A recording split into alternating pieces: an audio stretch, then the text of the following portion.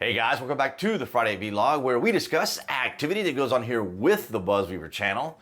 That includes things like current events, headlines that are in the news, pop culture, social media, technology, and items of interest that come up during the week that allow us to have a little bit of a dialogue. That would also include the video shorts as well as the community post here on the channel, so take advantage of all that information there if you're following on YouTube. And of course, below this video, you can find the various social media links that I belong to. I would encourage you guys to follow me there. But I do want to thank all you guys across New Tech, that's BitChute, Odyssey, and Rumble, for your guys' continued support. And of course, everyone here on YouTube, because all of what you guys do is greatly appreciated. We start things off from SCNR. Secret Service sniper warns of another possible assassination attempt within 30 days. Because we all should expect another attempt to happen before November. Now, ladies and gentlemen, so much has happened just in the last month, as well as in the last 7 days. It's absolutely extraordinary. I'm going to point that out to you guys because, of course, here on the BuzWeaver channel, we take the difficult, we take the complicated, we take the tumult, we take the confusion, and we break it down into very simple terms just by observation. By the simple act of observation and applying levels of common sense. Of course, I might have levels of my own bias in here, but at the same time, it is observable that we can see it, right? In an email sent on July 29 to the entire uniformed division, the individual strongly denounced the Secret Service's handling of the rally in Pennsylvania where a would-be assassin attempted to kill former President Donald Trump. The sniper claimed the man was not intercepted because agents and counter-snipers were forced to do their jobs with their hands tied. And of course, this is an outline of what happened. The Secret Service sniper vowed to continue speaking about the agency's security failures until 5 high-level supervisors, one down, were either fired or removed from their current position, according to the email, which was obtained by Real Clear Politics reporter Susan Crabtree, which we'll get into Real Clear Politics here in a second. The agency needs to change. If not now, when? The next assassination attempt in 30 days? Because we all should expect another attempt to happen before November, he wrote. Now, ladies and gentlemen, of course, we have talked about here on the channel for quite some time that we have an establishment uniparty that basically runs this country. I say it goes back to the early 1900s with J.P. Morgan and Rockefeller and all these, when the bigger institutions of business and industry started being part of government, of course, lobbyists and super PACs and those sorts of things. But others argue that it wasn't until the 40s that we saw more of a heavy-handedness from the establishment uniparty. We've exposed our inability to protect our leader due to our leadership.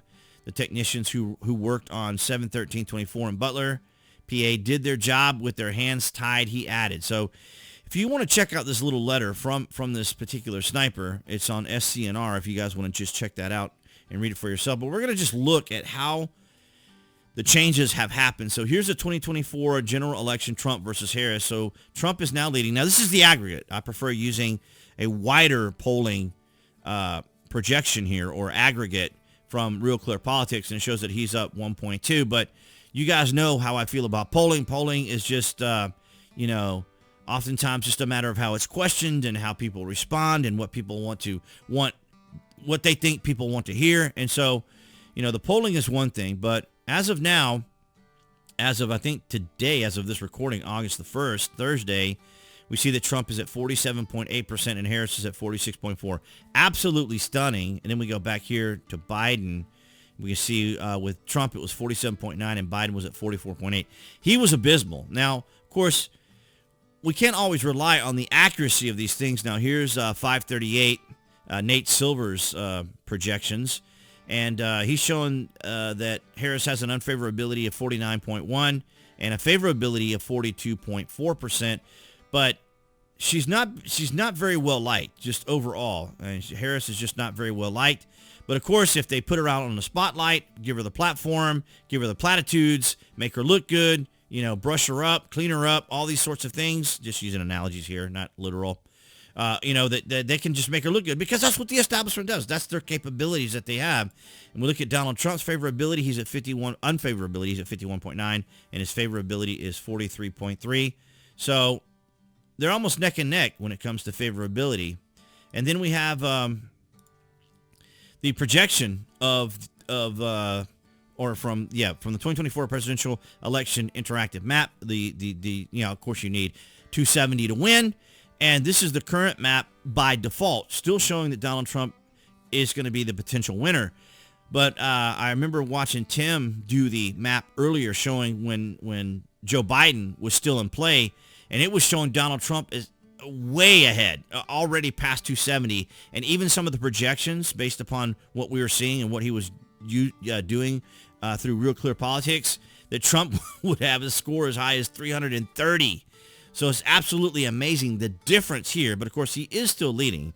So we do have to keep an eye on some very key states, Wisconsin, Michigan, Pennsylvania, Arizona. These are going to be very, very important states because I think Kamala only needs maybe Wisconsin or maybe Arizona to, really come very close to Donald Trump. But we'll have to wait and see. But remember, back in the day, new poll shows Clinton over Trump by double digits. Now, this was back in October October 23rd, 2016. See, Hillary Clinton has a 12-point lead over Donald Trump and has reached 50% support nationally. 50% support nationally among likely voters. A new ABC tracking poll shows, and of course, Donald Trump ended up winning that. So the polls are the polls, and then of course we have the betting odds, which often can be a little clearer as far as where people are willing to put their money. So we can see here, after the assassination attempt, Trump was as high, well, it's not his highest, but let's see, yeah. So a couple days after the assassination attempt, he was at 66.2. Biden was at 18, and Harris was at 7.3. Think about that. And then we go over here to July the 24th. Well, let's go to the 25th because this will be the day after Biden announces that he's leaving, passing the torch, and he's not even on the radar. He is completely off the radar. And Harris is at 36%. Trump is at 56.9. And now we look at today, as of this recording, Thursday, August the 1st, 2024. Trump is at 51.4 and Harris is at 43.6. It's absolutely extraordinary how the establishment can move this rapidly. And as I like to say on Twitter, if you guys haven't followed me there, be sure to follow me there on Twitter. Imagine if the establishment worked this hard for the American people. Imagine if they worked this hard to better the United States and to make our country prosperous, functional, law and order, normalcy. Imagine if they put all that effort into that. But this goes to show you how easily, how quickly they can change the perspective. They can change people's attitudes. They can change the temperature. They can change the environment, as it were. And with their influence, which is massive, which is why they don't like Donald Trump, because they don't like anyone more influential than them. They don't like anyone who could potentially sway people's opinions and thoughts and attitudes that doesn't subscribe to their philosophy and worldview. Now, that's a pretty tall tale to suggest that Trump could be in potential danger once again, but of course, he could be in danger altogether. And of course, if the establishment is pushing this hard, and I can assure you they are pushing very hard, how far are they willing to go? Because in their rhetoric, in their language, remember, Trump is a threat to democracy. Trump is a threat to the heart and soul of this country. I wish I could, punch him in the face. These sorts of things that were said by Nancy Pelosi. I'm quoting Nancy Pelosi, by the way. I'm not saying this for myself. I'm saying Nancy Pelosi and others have made this very hyperbolic language, but it's never pointed out by the establishment uniparty. Never. Of course, we always hear about January 6th and this, that, and the other, and Donald Trump's rhetoric, Donald Trump's bombastic statements, this, that, and the other. It's amazing how far we have come. And we knew it was going to be a very wild 2024, and of course, it has been a very wild 2024. But I do want to thank all of you guys, of course. But that's what I had for you guys this Friday.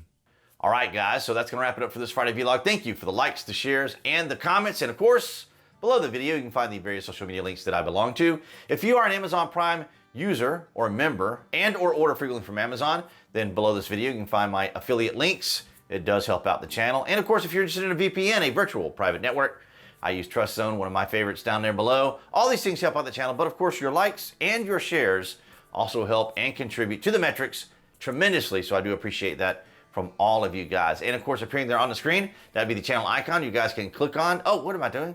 Yeah, right there on the screen. Where is it? There's Can't tell the difference. Anyway, so on either side of the screen here, you can click on the YouTube channel icon for those of you following on YouTube. There we go. You click on that to subscribe, as well as the select notification. That way you know when there's content here on the channel. And I'll see all you guys behind the Galaxy phone camera next week.